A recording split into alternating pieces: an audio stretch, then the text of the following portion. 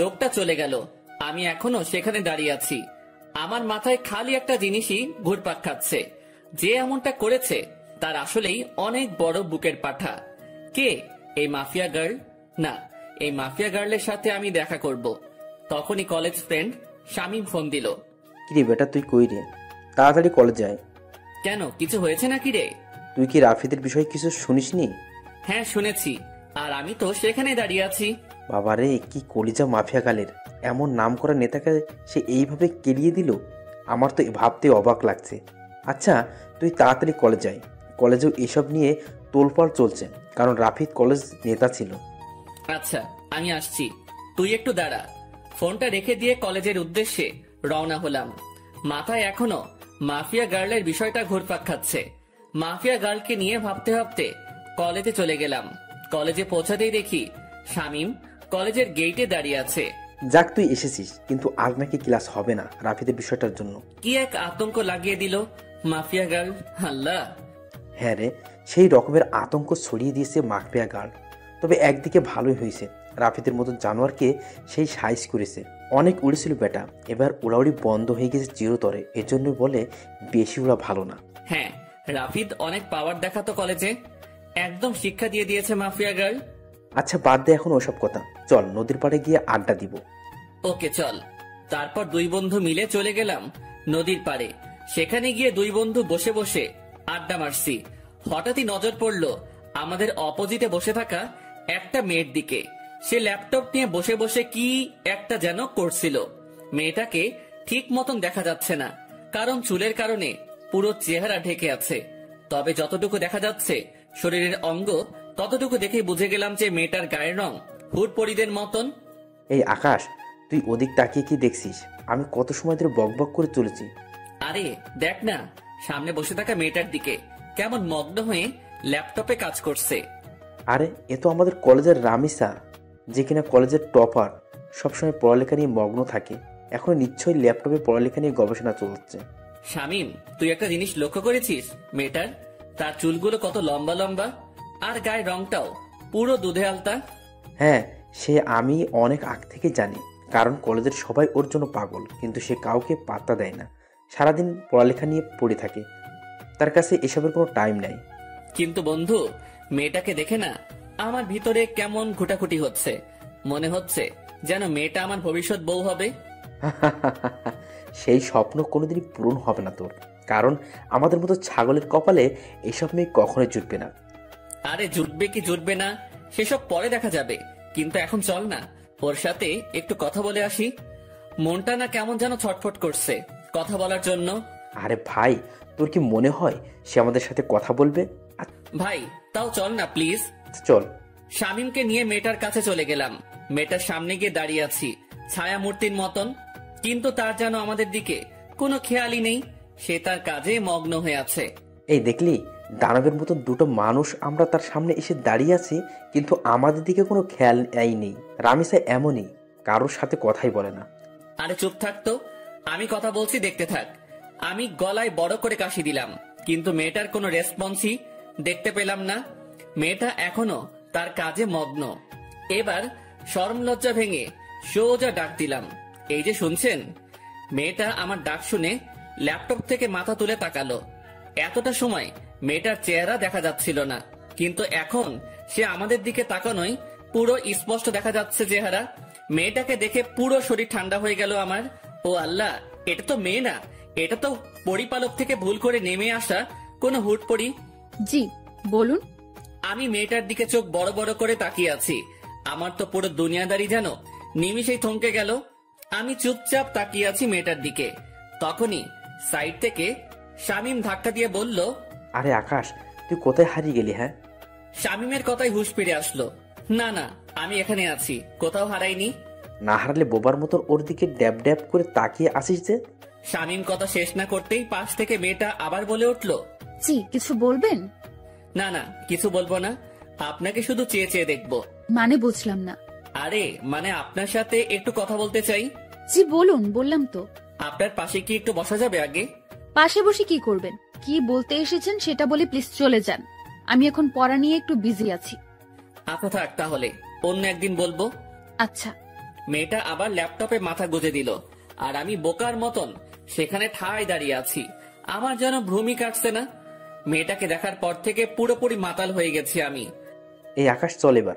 না, আমি যাব না, তুই যা। মানে কি আকাশ, এখানে দাঁড়িয়ে দাঁড়িয়ে কি করবি শুনি? মেয়েটাকে তাকিয়ে তাকিয়ে দেখবো। আকাশ, তোর মাথা কি খারাপ টারাপ হয়ে গেল নাকি? কি সব আবল তাবল বলছিস? হ্যাঁ হ্যাঁ, হয়তো হয়ে গেছে। ওহ আল্লাহ, কোন পাগলের পাল্লায় পড়লাম আমি। আচ্ছা শামীম, একটা কথা বলি। হ্যাঁ বল। আমার না মেয়েটাকে কোলে উঠিয়ে নিয়ে কাজী অফিসে দৌড় দিতে মন চাচ্ছে। ইচ্ছে করছে এখনই বউ বানিয়ে ফেলি মেয়েটাকে। একটা ঠাটিয়ে লাগিয়ে দিব তোর গালে বেটা ফাজিল। চল তুই এখান থেকে। শামীম আকাশকে টেনে সেখান থেকে নিয়ে আসলো। শামীম, এমনটা না করলেও পারতিস। আর একটু দেখতে দিলে কি হতো মেয়েটাকে? একদম চুপ তুই। কি সব পাগলামো শুরু করছিস আকাশ? মাথায় তার কি ছিঁড়ে গেছে নাকি তোর? হ্যাঁ দেখ বেটা, তুই আমার মনের দুঃখ বুঝলি না। থাক তুই, আমি বাসায় গেলাম। শামীমকে ফেলে রেখে সেখান থেকে সোজা বাসায় চলে আসলাম। বাসায় এসে ব্যাগ রেখে ওয়াশরুমে চলে গেলাম। একটু পর ওয়াশরুম থেকে বের হয়ে না খেয়ে সোজা শুয়ে পড়লাম। মেয়েটাকে দেখার পর থেকে যেন খাওয়া দাওয়ার সমস্ত রুচি উঠে গেছে আমার। বিছানায় শুয়ে শুয়ে মেয়েটার কথা ভাবতে লাগলাম। মেয়েটাকে নিয়ে ভাবতে ভাবতে কখন যে ঘুমিয়ে গেছি আল্লাহ জানে। এক ঘুমে রাত হয়ে যায়, তাও ঘুম ভাঙেনি আমার। শামীম ফোন দিয়ে ঘুম ভাঙিয়েছে। আকাশ, তুই কি করছিস রে? আরে ঘুমাচ্ছি। হ্যাঁ এমনটাই করবি। এদিকে দুনিয়াদারি পুরো ধ্বংস হয়ে যাচ্ছে আর তুই পরে পরে ঘুমাচ্ছিস বেটা বলদ। আরে কি হয়েছে?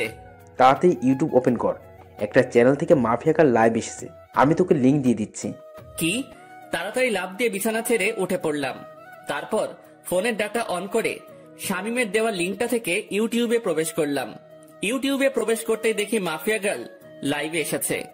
চেহারা দেখা যাচ্ছে না, পুরো মুখ ঢাকা তার। আর তার থেকে বড় কথা, মেকানিক্যাল একটা অটো ভয়েস থেকে সে লাইভে এসেছে। দেখুন, সবার উদ্দেশ্য করেই বলছি, আমাকে ধরা তো দূরের কথা, সেসব কিছু নিয়ে চিন্তা করলেও ঘাট থেকে মস্তক আলাদা করে দিব আমি। আর আজকে লাইভে আসার উদ্দেশ্য হলো নেতা রাফিদের ব্যাপারে কিছু জানানোর আছে আপনাদেরকে। রাফিদ এখনো জীবিত, কিন্তু আজ তার শেষ দিন। আগামীকাল শহরের যে কোনো এক স্থানে রাফিদের লাশ আমি ফেলে রেখে যাব। তার লাশ উদ্ধার করে নিয়ে যাওয়ার অনুরোধ রইল ডিবি পুলিশের কাছে। আর সর্বশেষে আমি আবারও বলছি, মাফিয়া গার্লের সন্ধান কেউ করতে যাবেন না, তাহলে কিন্তু রক্তের বন্যা বয়ে যাবে দেশে। তারপর ধুম করে লাইভ কেটে দিল। মাফিয়া গার্লের সাহস দেখে শুধু অবাক হচ্ছি। না, মাফিয়া গার্লকে যে করেই হোক আমি খুঁজে বের করব। মাফিয়া গার্লের এই লাইভ মিনিটের মধ্যে পুরো দেশে ভাইরাল হয়ে গেল।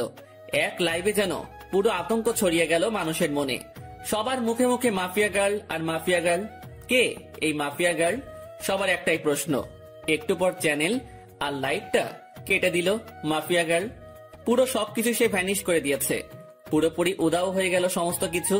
কিন্তু সবার মুখে মুখেই মাফিয়া গার্লের নাম ছড়িয়ে গেছে। ফেসবুক, টুইটার, যেখানেই যাই সেখানেই মাফিয়া গার্ল নিয়ে পোস্ট। বাপরে বাপ, এটা কি মেয়ে নাকি মানুষরূপী কোনো চিতাবাঘ? আল্লাহ ভালো জানে। এসব নিয়ে ভাবতে ভাবতে আরো কিছু সময় চলে গেল। না, এসব নিয়ে এখন আর ভাবা চলবে না, আগে গিয়ে কিছু খেয়ে নেই। বিছানা ছেড়ে উঠে পড়লাম। তারপর হাত মুখে পানি ছিটা দিয়ে এসে কিছু খেয়ে নিয়ে আবারও ঘুমিয়ে পড়লাম। সকালবেলা ঘুম ভাঙলো ফোনের আওয়াজে। কে যেন কিছু একটা মেইল করেছে। ঘুমের ঘোরে ফোনটা হাতে নিয়ে মেইলটা ওপেন করলাম। দেখলাম একটা ভয়েস মেইল। ভয়েসটা প্লে করলাম। প্লে করতেই আমার পুরো হুশ উড়ে গেল। আমি এক লাফ দিয়ে সোজা বিছানা ছেড়ে উঠে দাঁড়িয়ে গেলাম। মাফিয়া গার্লের সেই ভয়ঙ্কর আওয়াজে কেউ আমায় মেইল করেছে। বৎস, আমার অস্তিত্ব তালাশ করতে চেও না। আমার অস্তিত্ব তালাশ করতে গেলে নিজের অস্তিত্বই হারিয়ে ফেলবে। ভয়েসটা শুনে থতমত খেয়ে গেলাম। এটা কি করে সম্ভব? মাফিয়া গার্ল আমায় ভয়েস মেইল করেছে। শুধু তাই নয়, আমি মাফিয়া গার্লের তালাশ করছি সেটা সে জানলো কি করে? বাপরে বাপ, কি ডেঞ্জারাস মেয়ে রে বাবা! আমায় মেইল করে শাসায়। মাথায় তো কিছুই কাজ করছে না ভয়েসটা শোনার পর থেকে। কিন্তু আমি তো থেমে থাকবো না। আমি মাফিয়া গার্লের খোঁজ বের করেই ছাড়বো। সে যত বড় মাফিয়াই হোক না কেন, আমি আকাশও কম না। চুপসে আছি বলে আমাকে ভয় পেতে হবে এমন কোনো কিছুই নয়। মাফিয়া গার্লও জানে না যে আমি কত বড় খেলোয়াড়। যেদিন আমি খেলতে নেমে যাব সেদিন এমন মাফিয়া গার্ল পথে পথে হোঁচট খেয়ে মরবে। এসব নিয়ে চিন্তা ভাবনা করছি। তখনই দেওয়াল ঘড়িটায় 9টা অ্যালার্ম বেজে উঠল। ও আল্লাহ, 9টা বেজে গেছে কখন? আমার তো কলেজ যেতে হবে। তাড়াতাড়ি বিছানা ছেড়ে উঠে পড়লাম। তারপর ফ্রেশ হয়ে হালকা পাতলা কিছু নাস্তা করে কলেজের উদ্দেশ্যে রওনা হলাম। হেঁটেই রওনা হয়েছি। আরে ধুর, আমার পরিচয় দিতে তো ভুলেই গেছি সবাইকে। চলেন পরিচয় পর্বটা শেষ করে ফেলি। আমি বরাবরের মতোই আকাশ, আপনাদের সাথে আছি। পড়াশোনার সুবাদে শহরে আলাদা বাসা নিয়ে থাকি, আর পুরো পরিবার, বাবা মা, ছোট বোন অন্য শহরে থাকে। আমি ইচ্ছা করেই এই কলেজে অ্যাডমিশন নিয়েছি। ইচ্ছা করে বলতে একটা রিজন আছে এই কলেজে অ্যাডমিশন নেওয়ার, সেটা গল্পের সাথে থাকলে জেনে যাবেন। সো এবার গল্পে ফেরা যাক। কলেজে পৌঁছে গেলাম। কলেজে পৌঁছাতেই দেখি গতকালে সেই রামিসা মেয়েটা গাছতলায় বসে বসে বই একটা হাতি নিয়ে পড়ছে। কোনো কিছু না ভেবে মেয়েটার দিকে এগিয়ে গেলাম, কারণ এখনো ক্লাস শুরু হয়নি, আর ক্লাস হবে কিনা সেটাও সন্দেহ। মেয়েটার কাছে গিয়ে দাঁড়িয়ে আছি। মেয়ে আমায় দেখে আজ নিজ থেকে কথা বলল। কালকের বিষয়টা নিয়ে কিছু বলতে আসছেন বুঝি? না, তেমন কিছু না। মানে হ্যাঁ, মেয়েটার এমন ধারা কথা শুনে কি বলবো, সবটাই গুলিয়ে গেছে। তো বলুন। আচ্ছা, আপনার সাথে কি ফ্রেন্ডশিপ করা যাবে? না, ফ্রেন্ডশিপ করা যাবে না, কারণ আমি কোনো ছেলের সাথেই চলাফেরা করি না। প্লিজ না করিয়েন না, আমি কিন্তু একদম বাজে ছেলে না। তাও আমি পারবো না। তবে হ্যাঁ, পড়ালেখা নিয়ে টুকটাক কথা বলার প্রয়োজন হলে বলতে পারবেন। আচ্ছা ঠিক আছে। কিন্তু আপনাকে তো কলেজে নতুন মনে হচ্ছে। হ্যাঁ, আমি নতুন। 1 মাস আগে অ্যাডমিশন নিয়েছে এই কলেজে, অন্য কলেজ থেকে ট্রান্সফার হয়ে। তবে রেগুলার হয়েছি 1 সপ্তাহ হবে। কোন ইয়ারে অ্যাডমিশন নিয়েছেন? সেকেন্ড ইয়ারে। আপনি? ও, আপনিও তাহলে আমার সেম ক্লাস। তার মানে আপনিও সেকেন্ড ইয়ারে পড়েন? হ্যাঁ। আচ্ছা, এখন আমি একটু বিজি পড়া নিয়ে, আপনার সাথে পরে কথা হবে, কেমন? আচ্ছা ঠিক আছে, সে না হয় পরে কথা বলবো। কিন্তু একটা কথা, আমরা যেহেতু একই ইয়ারের, তাহলে তুমি করে বলা যায়। আমি আপনি ডেকেই মজা পাই। আচ্ছা ঠিক আছে, যেমনটা আপনার মর্জি। সেখান থেকে চলে আসলাম। বাপরে বাপ, কি মেয়ে! ভাও এই দিচ্ছে না। আমার মনে জলে আগুন, আর সে বাজায় সাপের বিন। তবে সমস্যা নেই, তোমায় তো আমি নিজের করেই ছাড়বো। তোমায় নিজের মনে ফিক্সড করে নিয়েছি, বিয়ে করলে তোমায় করব। সেখান থেকে আসতে না আসতেই শামীম কলেজের গেট দিয়ে প্রবেশ করলো। কিরে, তুই এখন এলি? এই তো একটু আগে। আচ্ছা চল ক্যান্টিনের দিকে যাই। কলেজের পরিবেশ দেখে তো মনে হচ্ছে না যে আজ ক্লাস হবে। আমারও তাই মনে হচ্ছে। চলো তাহলে ক্যান্টিনেই যাই। তারপর দুজন মিলে ক্যান্টিনে চলে গেলাম। কলেজে যেদিন অ্যাডমিশন নিয়েছি সেদিনই শামীমের সাথে আমার পরিচয় হয়েছে। অল্প কয়েকদিনে খুব ভালো বন্ধু হয়ে উঠেছি আমরা। 2 বন্ধু মিলে ক্যান্টিনে বসে বসে কফি খাচ্ছিলাম। তখনই আশেপাশের লোকজন সবাই একদিকে দৌড়ে ছুটে যাচ্ছে। একজনকে ডেকে জিজ্ঞেস করলাম, ভাই কি হয়েছে, আপনারা এভাবে দৌড়াচ্ছেন কেন? আরে ভাই, আপনারা কোন দুনিয়ায় থাকেন? হ্যাঁ, যে কোনো কিছুই বলতে পারেন না? ভাই, এই দুনিয়াতেই আছি, কিন্তু কি হয়েছে সেটা তো বলবেন। আরে মাফিয়া গাল রাফিদকে মেরে ওর লাশ চৌরাস্তার মোড়ে লটকে রেখে দিয়ে গেছে। লোকটার কথা শুনে মাথায় বড়সড় একটা বাজ পড়লো। মাফিয়া গাল সত্যি তাহলে রাফিদকে মেরে ফেলেছে? শামীম চল তো তাড়াতাড়ি। হ্যাঁ চল। শামীমকে নিয়ে তাড়াতাড়ি চৌরাস্তার মোড়ে চলে গেলাম। সেখানে গিয়ে দেখি কয়েক হাজার মানুষ একত্রে জমা হয়েছে, আর চৌরাস্তার মোড়ে একটা বড় গাছের উপরে রাফিদের লাশ ঝুলছে। রাফিদের লাশ দেখে নিজেরই কলিজা কেঁপে উঠল। একটা মেয়ের পক্ষে কি করে সম্ভব এটা? একটা মেয়ে শহরের নাম করা নেতাকে এমন বিভৎসভাবে মারল যে দেখে বিশ্বাসই হচ্ছে না। চুপচাপ সেখানে নীরব দর্শকের মতন দাঁড়িয়ে আছি। ডিবি পুলিশ রাফিদের লাশ গাছ থেকে নামাচ্ছে। রাফিদের সারা শরীরে স্পট। মানুষজনকে ঠেলে ডিবি পুলিশের দিকে এগিয়ে গেলাম। ডিবি পুলিশ রাফিদের লাশ মাটিতে নামালো। তাকে মাটিতে নামিয়ে শরীরের তল্লাশি চালিয়ে দেখে রাফিদের পকেটে একটা চিঠি, যেটাতে লেখা আছে, আজ দুপুর 3টায় আমি কালকের ন্যায় লাইভে আসবো, সবাই তৈরি থাকেন ধামাকার জন্য। মাফিয়া গার্লের চিঠি পড়ে সবার চোখ কপালে উঠে গেল। কি করতে যাচ্ছে মাফিয়া গার্ল? রাফিদকে তো মেরে ফেলেছে, আবার কি নতুন করে ধামাকা দিবে সে? না, আজ লাইভ দেখতে হবে। এদিকে ডিবি পুলিশ সবার স্থান ত্যাগ করতে বলল। সবাই যে যার মতন চলে গেল। আমিও চলে আসলাম বাসায়। কলেজের দিকে আর গেলাম না। বাসায় এসে 3টা বাজার অপেক্ষা করছি। দুপুর 3টা বাজতে আর 2 মিনিট বাকি। তখনই মাফিয়া গার্লের সেই ইউটিউব লিংকে ক্লিক করলাম, আর চ্যানেলটা ওপেন হয়ে গেল। 3টা বেজে গেছে, আর সাথে সাথে চ্যানেলটা থেকে মাফিয়া গার্ল লাইভে চলে আসলো। সে গতকালের ন্যায় মেকানিক্যাল একটা টোন ব্যবহার করে লাইভে এসেছে। আমি জানি আপনারা সবাই আমার লাইভের জন্য অপেক্ষা করছেন, সো অপেক্ষার প্রহর কেটে গেছে, আমি চলে এসেছি। এবার হবে আসল ধামাকা। আপনারা সবাই রাফিদের লাশ তো পেয়ে গেছেন, এবার লিস্টে রয়েছে এসপি ওসমান। তার মরার পালা চলে এসেছে। এসপি ওসমান, মৃত্যুর জন্য তৈরি হয়ে নে। এবার তোকে আমার হাত থেকে কেউ রক্ষা করতে পারবে না। সমাজের আড়ালে লুকিয়ে থাকা সব কটা মুখোশধারীকে এইভাবে ভয়ানক মৃত্যুদণ্ড দিব আমি। কেউ তোদেরকে আমার হাত থেকে বাঁচাতে পারবে না। আর শুনে রাখেন সকলেই, আমি কোনো খারাপ কাজ করছি না, সমাজের নষ্টাগুলোকে বেছে বেছে সাজা দিচ্ছি। এসপি ওসমানের মৃত্যুর পর বাকি টার্গেটের নাম আমি বলে দেব। এসব কিছু আমি সমাজের ভালোর জন্যই করছি। তবে হ্যাঁ, আমার পার্সোনাল একটা মাকসাদ আছে, সেটা হলো আমি আগুনের সাথে দেখা করতে চাই এসব করে। সে যেন নিজেই আমার কাজকর্ম দেখে আমার সাথে দেখা করে। যতদিন না সে আমার সাথে দেখা করবে ততদিন আমি এইরূপ কাজ করেই যাব। মাফিয়া গার্লের মুখে আগুন নামটা শুনে ভিতরে ছ্যাত করে উঠল। আল্লাহ, এ তো দেখি উল্টো চক্র। যেখানে মাফিয়া গার্লকে আমি খুঁজছি সেখানে সে উল্টো আগুনে তালাশ করছে। না, মাফিয়া গার্লের খোঁজ বের করতেই হবে, যে করে হোক না কেন। আমি মাফিয়া গার্লকে খুঁজে বের করবই। তবে আগে মাফিয়া গার্লের পরিশেষটা শুনি, সে কি বলতে চাই। আগুন, আপনি যেখানেই আছেন না কেন, আপনি যদি আমার তালাশ না করেন তাহলে এসব কোনোদিনও বন্ধ করব না আমি। একটা কোডিং দিয়ে গেলাম আমার, 2244। এই কোডিংটা আপনি ছাড়া কেউ বুঝবে না, সো নিজেই আমার খোঁজ বের করুন। মাফিয়া গার্লের কোডিং শুনে আরো মাথা খারাপ হয়ে গেল। মাফিয়া গার্ল চাইছেটা কি? কিছুই তো মাথায় কাজ করছে না। সে আগুনের সাথে দেখা করতে চায়, তার উপরে আবার সে নিজের লিড কোড ইউজ করছে। মাথা তো পুরো কাজ করা বন্ধ করে দিয়েছে, আর কিছুই যেন ভাবতে পারছি না। মাথা পুরো জ্যাম হয়ে গিয়েছে। মাফিয়া গার্ল লাইভ কেটে দিয়ে বের হয়ে গিয়েছে। এদিকে আমার মাথায় প্যাটার্ন পড়ে গেছে, মস্তিষ্ক পুরো নিস্তেজ হয়ে গেছে আমার। না, আর না, আগে নিজেকে একটু রিল্যাক্স করি, পরে না হয় মাফিয়া গার্লকে নিয়ে ভাবা যাবে। ডাটা অফ করে দিয়ে শুয়ে পড়লাম। এখন একটু ঘুমাবো, পরে না হয় ঘুম থেকে উঠে বিষয়টা নিয়ে ভাবা যাবে। যেমন ভাবা তেমন কাজ, সব চিন্তা একপাশে রেখে ঘুমিয়ে পড়লাম। বিকাল বেলায় ঘুম থেকে উঠে বাহিরে চলে গেলাম। মাথা কেমন যেন ভারী হয়ে আছে। তাড়াতাড়ি কাকুর দোকানে যেতে হবে আমার, না হয় মাথা ঠিক হবে না। ওনার দোকানে গিয়ে চা খেয়ে আগে মাথা ঠিক করতে হবে। কাকুর দোকানে গিয়ে চায়ের অর্ডার করলাম। মাথার জ্যাম মোটামুটি ছুটেছে মনে হচ্ছে। চা খেয়ে শরীরটা চাঙ্গা লাগছে একটু। হ্যাঁ, এবার শান্ত মাথায় ভাবি মাফিয়া গার্লের কথা। আচ্ছা, মাফিয়া গার্ল আমার খোঁজ কেন করছে? কি চাই সে আমার কাছে? আর কেনই বা সে এসব কর্মকাণ্ড করছে? দেশে তো প্রশাসন আছে দুর্নীতিবাজদেরকে শাস্তি দেওয়ার জন্য, তারপরেও কেন মাফিয়া গার্ল আইনের বিপক্ষে যাচ্ছে? হাজারটা প্রশ্ন নিজেকে নিজে ছুড়ে মারলাম।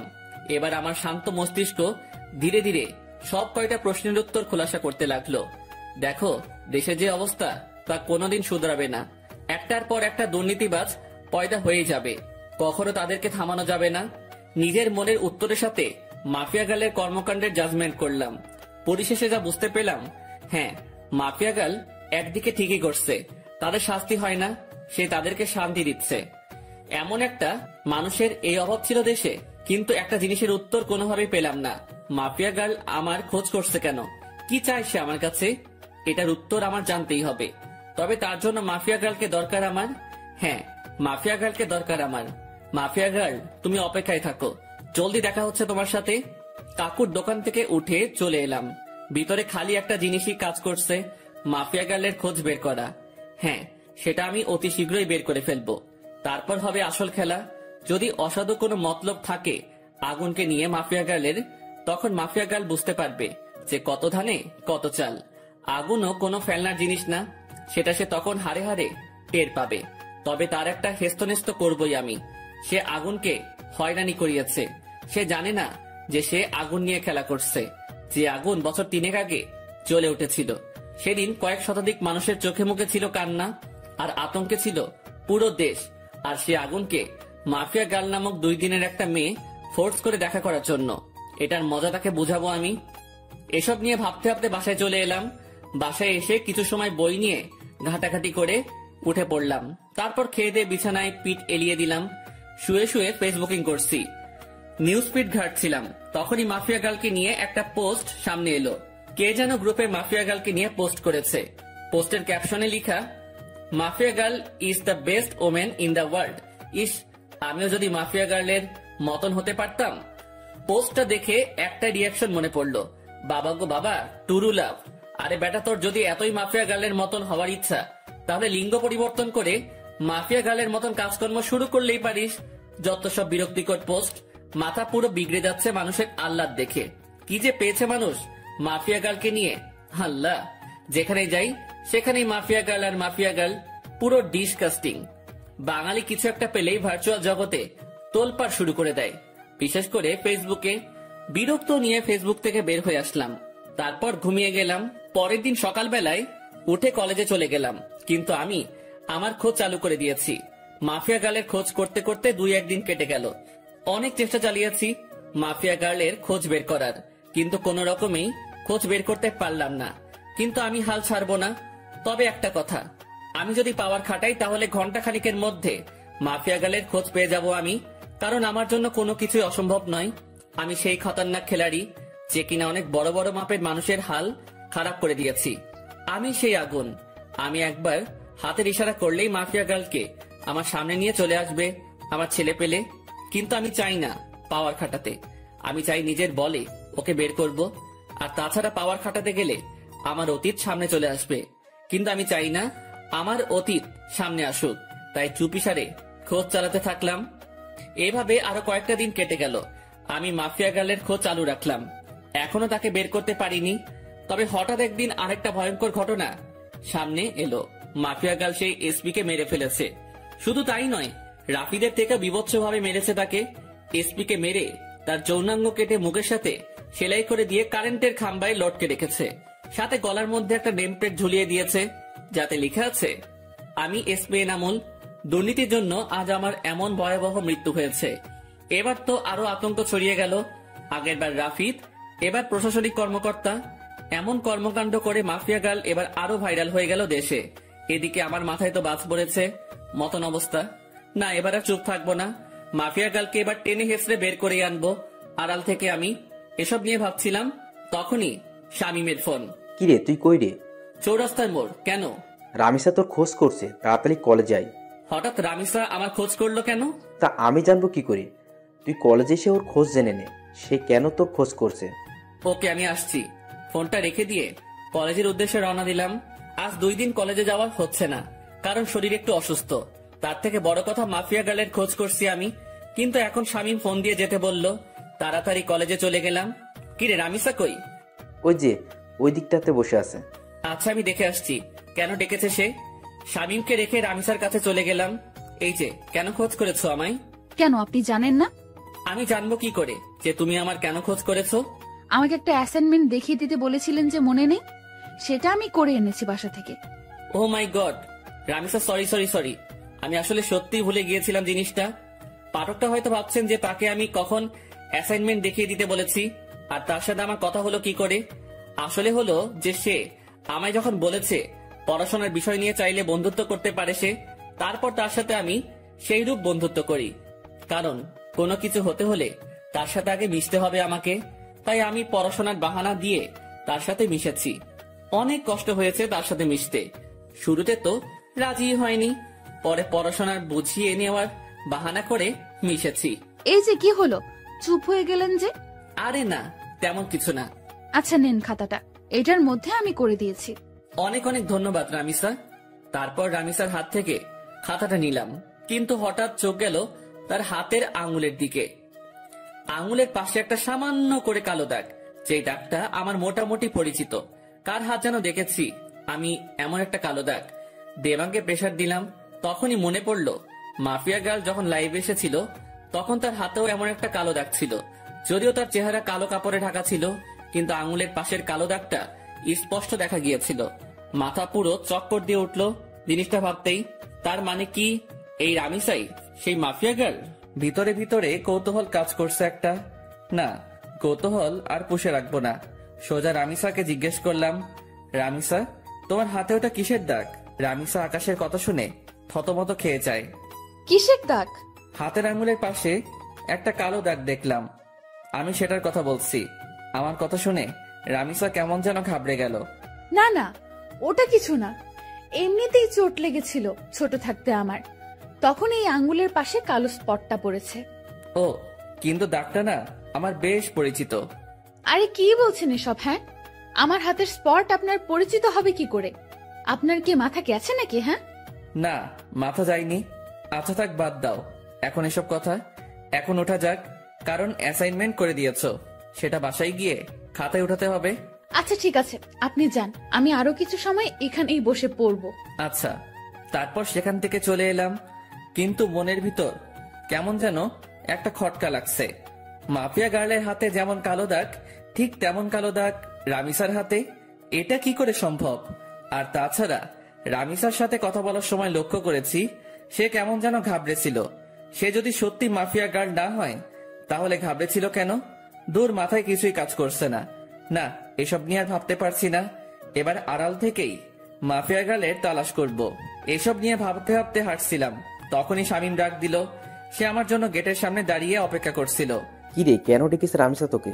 আরে, অ্যাসাইনমেন্ট করার কাজে সাহায্য চেয়েছিলাম, সে সেটা বাসা থেকে করে এনেছে আমার জন্য, সেটাই দিতে ডেকেছিল।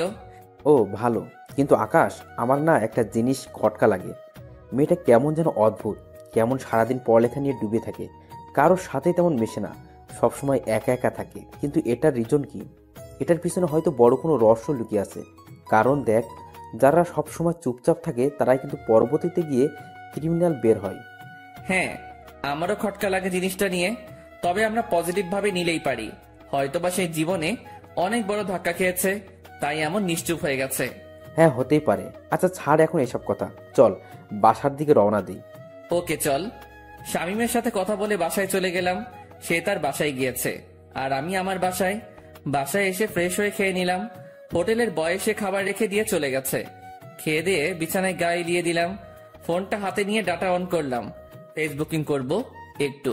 কিন্তু অবাক কাণ্ডটা তখনই ঘটলো যখন আমি ফেসবুক অ্যাপসটাতে প্রবেশ করলাম। আমার ফেসবুক অ্যাকাউন্ট অন্য কেউ কন্ট্রোলে নিয়ে নিয়েছে, তবে আমি ফেসবুকে প্রবেশ করলাম ইজিলি ভাবে। আমার অ্যাকাউন্ট অন্য কারো কন্ট্রোলে, সেটা শিওর হলাম মেসেঞ্জার দেখে। আমার নিজের ইনবক্সে অটোমেটিক মেসেজ আসছে। কি রে, অনেক উড়াউড়ি করছিস মনে হয়। মানে বুঝলাম না, আপনি কে আর আমার আইডি কেন হ্যাক করেছেন? আমি কে সেটা আমার কথা শুনেই বুঝে যাবি। তো বন্ধুরা, এতক্ষণ ধরে গল্পটি শুনেছো।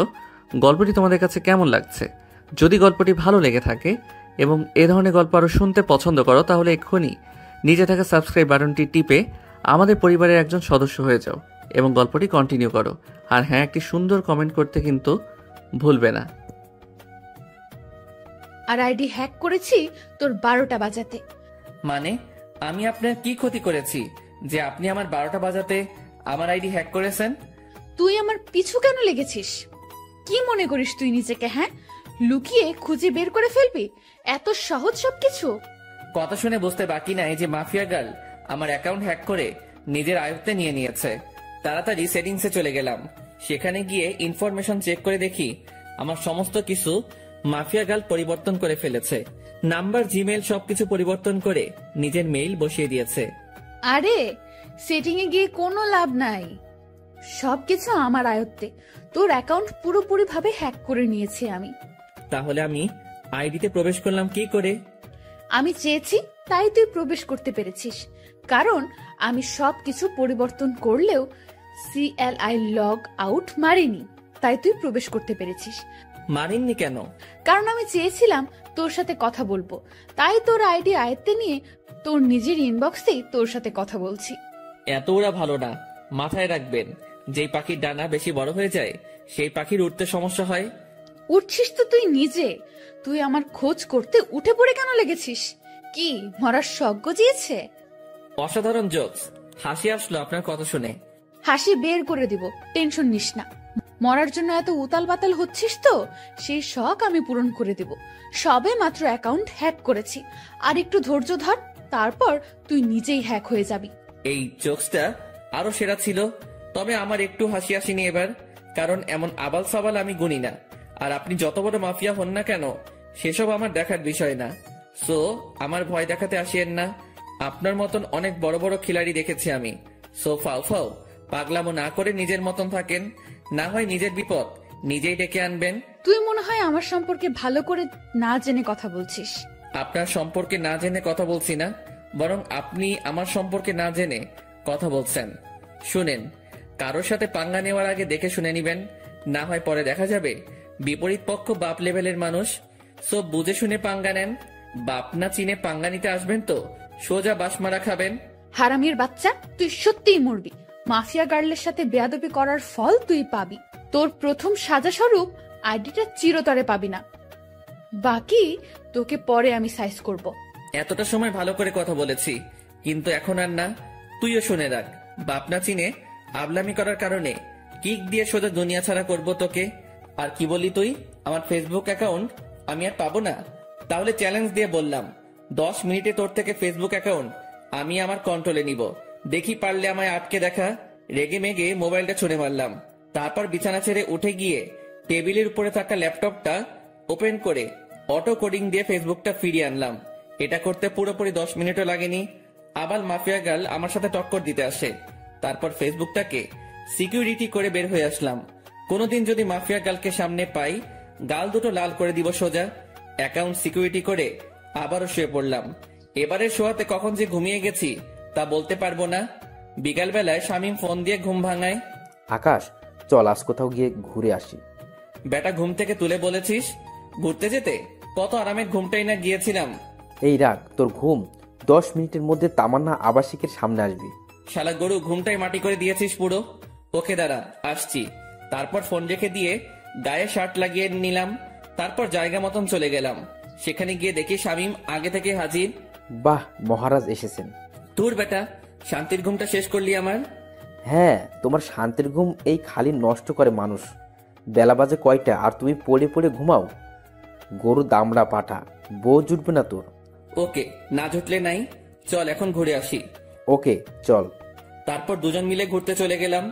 অনেক রাত পর্যন্ত দুজন মিলে ঘোরাঘুরি করেছি। রেস্টুরেন্টেও খেয়েছি। সমস্ত বিল শামীম দিয়েছে। রাত বাজে 10টা। ঘোরাঘুরি শেষ করে দুজন দুজনের বাসায় চলে এলাম।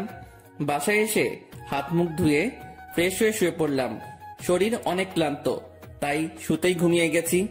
সকালবেলায় ঘুম থেকে উঠে রেডি হয়ে কলেজে চলে গেলাম। কলেজে গিয়ে দেখি গেটের মধ্যে রামিসা দাঁড়িয়ে আছে। সে আমাকে দেখতে পেয়ে, যাক, ভালোই হয়েছে, চলেন আমার সাথে, আমার কিছু কথা আছে। বাহ, আজ সূর্য কোন দিকে উঠেছে। আচ্ছা চলো। দুজনে একপাশে চলে গেলাম। হ্যাঁ, এবার বলো। আমি আপনার সাথে বন্ধুত্ব করতে চাই। রামিসার কথা শুনে সত্যি মনে হচ্ছে সূর্য আজ উল্টো দিকে ধরে উঠেছে। এই এই কি হয়েছে বলো তো? তুমি আজ নিজ থেকে আমার সাথে ফ্রেন্ডশিপ করতে চাইছো, কারণ কি? তুমি তো পড়ার বিষয় ছাড়া কোনো কিছু নিয়ে কথা বলতে বারণ করেছো। দেখুন, আসলে আমার জীবনে অনেক বড় একটা ধাক্কা খেয়েছি আমি, তাই কাউকেই আর বিশ্বাস করতে পারি না আমি। অনেক ভয় হয় আমার, কিন্তু আপনাকে আমার অনেক বিশ্বাস হয়, তাই আমি আপনার সাথে বন্ধুত্ব করতে চাই। কি নিয়ে ধাক্কা খেয়েছো? তা না হয় পরে কোনো একদিন বলবো না। এখন কি বন্ধুত্ব করবেন আমার সাথে? আচ্ছা। আচ্ছা মানে কি ধরে নিব আমি? বন্ধুত্ব করেছেন? হ্যাঁ, কিন্তু তাহলে তুমি আমায় আপনি বলতে পারবে না, তুমি করে বলতে হবে। ওকে, আপনি বলবো না, তুমি করেই বলবো। রামিসার সাথে বন্ধুত্ব হয়ে কি যে খুশি লাগছে তা বলে বোঝাতে পারবো না, কারণ ভালোবাসার প্রথম ধাপ বন্ধুত্ব। রামিসার সাথে আমার সেটাই হয়েছে। এর মাঝে কয়েকটা দিন কেটে গেছে। ধীরে ধীরে দুজনের বন্ধুত্ব আরো গভীর হয়ে গেল। দুজন দুজনের অনেকটা ক্লোজ চলে এসেছি। সে আমার সাথে বন্ধুর মতোই আচরণ করে, কিন্তু আমার আচরণে তাকে যে আমি ভালোবাসি সেটা তাকে বোঝানোর ট্রাই করি। তবে সবকিছুর ভিড়ে মাফিয়া গার্ল আমার মন থেকে সরেনি। তাকে এখনো খোঁজ করে বেড়াচ্ছি আমি, কিন্তু কোনো খোঁজই পাইনি তার। তবে রামিসাকে আমার কিছুটা সন্দেহ হয়, কারণ তার হাতের কালো দাগটা মাফিয়া গার্লের সাথে মিলে। কিন্তু তাকে কখনো আমি কিছু জিজ্ঞেস করিনি, কারণ সে যদি না হয় পরে আরেক বিপাকে পড়তে হবে আমাকে। তবে যেদিন সত্যি মাফিয়া গার্লের খোঁজ পাবো সেদিন তাকে ধরবো। সেটা যদি রামিসাও হয় তাহলেও তাকে ধরবো। এভাবেই দিন কাটতে থাকে। একদিন সকালবেলা ঘুম থেকে উঠে কলেজে যাওয়ার জন্য ফ্রেশ হচ্ছি। ব্রাশ হাতে নিয়ে ওয়াশরুমে দাঁড়িয়ে দাঁড়িয়ে দাঁত ব্রাশ করছিলাম। হঠাৎই ওয়াশরুমের আয়নায় কিছু একটা চোখে পড়লো। ভালো করে লক্ষ্য করে দেখলাম আমার পিছন বরাবর মাস্ক পরে কেউ একজন দাঁড়িয়ে আছে। মাস্ক আর চেহারার আকৃতি দেখে বুঝতে বাকি রইল না আমার যে আমার পিছনে মাফিয়া গার্ল দাঁড়িয়ে আছে। আজ মাফিয়া গার্লের শেষ দিন, কেমন ঘটিয়ে দিব আজ মাফিয়া গার্লের। সাথে সাথে ঘাড় ঘুরিয়ে পিছনে তাকালাম, কিন্তু অবাক করা বিষয়, পিছনে কাউকে দেখতে পেলাম না। মিনিটের মধ্যে মাফিয়া গার্ল যেন কোথায় হাওয়া হয়ে গেল। কি কিরে, গেল কোথায় সে? সারা ওয়াশরুম চোখ বুলিয়ে দেখতে লাগলাম, কিন্তু কোথাও মাফিয়া গার্লকে দেখতে পেলাম না। মিনিটের মধ্যে কোথাও উদা হয়ে গেলাম মাফিয়া গার্ল। মাথায় তো কিছু খেলছে না। চার দেওয়ালের মাঝ থেকে হাওয়া কি করে হয়ে গেল সে? মাফিয়া গার্ল কি সত্যি এখানে এসেছিল, না আমি চোখে ধাঁধা খেয়েছি? নিজেকে চিমটি কেটে দেখলাম, না সত্যি তো এখানে কেউ নাই। তার মানে আমি ধাঁধা খেয়েছি। উফ আল্লাহ, এই মাফিয়া গার্লকে যে আমি কি করব তা আমি নিজেও জানি না। খালি সময়ের অপেক্ষায় আছি, সময়টা হোক একবার। তারপর তাড়াতাড়ি ফ্রেশ হয়ে বের হয়ে এলাম ওয়াশরুম থেকে। তারপর নাস্তা করে কলেজের উদ্দেশ্যে রওনা হলাম। কলেজে পৌঁছে রামিসার সাথে ক্লাসে চলে গেলাম। শামীম আজ কেন জানি কলেজে আসেনি। আমি আর রামিসা ক্লাস শেষ করে আড্ডা দিতে বসলাম একটা নির্জন জায়গায়। আচ্ছা আকাশ, তোমায় একটা কথা বলি আমি। হ্যাঁ বলো। আচ্ছা, কোনোদিন যদি আমার সম্পর্কে এমন কোনো কিছু শোনো তুমি, যেটা তুমি কোনোদিন আমার থেকে এক্সপেক্ট করোনি। মানে কি, বুঝলাম না। আরে তেমন কিছু না, এমনিই বলো যে তখন তোমার রিয়াকশন কেমন হবে। অবাক করা কোনো কিছু শুনলে তো অবাকই হব, কিন্তু কি শুনবো সেটা তো বলো। আরে বললাম তো তেমন কিছু না, এমনি মনে হলো কথাটা মনের মধ্যে, তাই জিজ্ঞেস করলাম। রামিসা, তোমায় একটা কথা বলি, প্লিজ আমার থেকে কখনো কোনো কথা লুকিও না তুমি। কারণ তুমি জানো না যে তোমার জন্য আমার মনে কতটুকু জায়গা রয়েছে। না, লুকাবো না কোনো কথা। আচ্ছা রামিসা, আরেকটা কথা, আমি চাই তুমি আমার সাথে সারা জীবন থাকো। সারা জীবন কি করে থাকবো? আজ না হয় একই সাথে পড়ি দেখে এতটা মিল মহব্বত, কিন্তু একদিন না একদিন তো ছেড়ে যেতেই হবে। রামিসার কথা শুনে কলিজাটা মোচড় মেরে উঠল। আমি যেন কথাটা শোনার জন্য প্রস্তুত ছিলাম না। না, যত যাই হোক, রামিসা আমায় ছেড়ে যেতে পারে না। আমি আমার জীবনের বিনিময় হলেও তাকে আটকে রাখবো আমার কাছে। খপ করে রামিসার হাত চেপে ধরলাম। আই আকাশ, কি করছো কি? রামিসা, না, তুমি আমায় ছেড়ে কখনো কোথাও যাবে না। আমি তোমায় কোথাও যেতে দিব না। যেদিন তোমায় প্রথম দেখি সেদিনই ভালোবেসে ফেলি তোমায়। প্লিজ, তুমি আমায় ছেড়ে কোথাও যাবে না। আই আকাশ, তোমার কি মাথা টাথা খারাপ হয়ে গেল নাকি? কি সব আবল তাবল বকতেছো? না, আমার মাথা খারাপ হয়নি। Ramisa, I love you. আমি তোমায় সত্যি অনেক বেশি ভালোবাসি। আকাশ, তোমার সত্যিই মাথা খারাপ হয়ে গেছে। তুমি আমার ব্যাপারে কোনো কিছুই জানো না, তা না জেনেও পাগলামি করছো। যখন সবটা জানবে তখন তুমি আমার চেহারাও দেখতে চাইবে না। না, আমি এত কিছু শুনতে চাই না। আমি ব্যাস তোমাকে চাই, আর কিছু দেখার সময় নেই আমার। আকাশ, আমি তুমি ক্ষমা করো, আমি তোমাকে ভালোবাসতে পারবো না। তবে হ্যাঁ, তোমার ব্যাপার নিয়ে ভেবে দেখব। যদি মন থেকে কোনো সাড়া পাই তাহলে হ্যাঁ করব তোমাকে। কিন্তু আমার মনে হয় না যে আমার মন হ্যাঁ করবে, কারণ আমার জীবনের অনেক বড় একটা মাকসাদ আছে। আমার ফোকাস শুধু সেটা নিয়ে। এর মধ্যে নতুন করে প্রেম ভালোবাসা জন্ম নেবে না কখনো। রামিসা কি সব মাকসাদের কথা বলছে, কিন্তু আমার তো তাকে চাই, শুধুই তাকে চাই। না, আমি রামিসাকে নিজের করেই ছাড়বো, সেটা যে কোনো কিছুর বিনিময়ে হোক। দরকার হয় আমার পুরনো রূপ ধারণ করব, তাও আমি রামিসাকে নিজের করে ছাড়বো। রামিসা, তোমার যত সময় লাগে তুমি নাও, তাও প্লিজ আমার তোমাকেই চাই। আকাশ, আমি বললাম তো আমি ভেবে দেখব। প্লিজ এমন পাগলামো করো না। আচ্ছা ঠিক আছে। হ্যাঁ চলো, এবার উঠা যাক, অনেকটা সময় হয়েছে, বাসায় যাওয়া দরকার। হ্যাঁ চলো। তারপর রামিসাকে বিদায় দিয়ে বাসায় চলে আসলাম। বাসায় এসে ফ্রেশ হয়ে খেয়ে দিয়ে নিত্যদিনের রুটিন ফ্লো করলাম। শুয়ে শুয়ে কিছুটা সময় ফেসবুকিং করব, তারপর ঘুমিয়ে পড়ব। আজকেও একটা অবাক করা কাণ্ড ঘটলো ফেসবুকে ঢোকার সাথে সাথে। আজকে মাফিয়া গার্ল আমার ফেসবুক অ্যাকাউন্ট হ্যাক করার চেষ্টা করেছে, কিন্তু করতে পারিনি, কারণ আমি টাইট সিকিউরিটি করে রেখেছি। কারোর বাপের সাধ্য নাই যে আমার অ্যাকাউন্ট হ্যাক করবে এখন। তৎক্ষণাৎ একটা মেইল আসলো মাফিয়া গার্ল নামক একটা ব্ল্যাঙ্ক জিমেইল থেকে। নিজেকে অনেক বড় কিছু ভাবিস তুই, আমিও দেখব তুই কতদিন নিজেকে গুটিয়ে রাখতে পারিস। মেইলটা দেখে চরম লেভেলের মেজাজ খারাপ হয়ে গেল।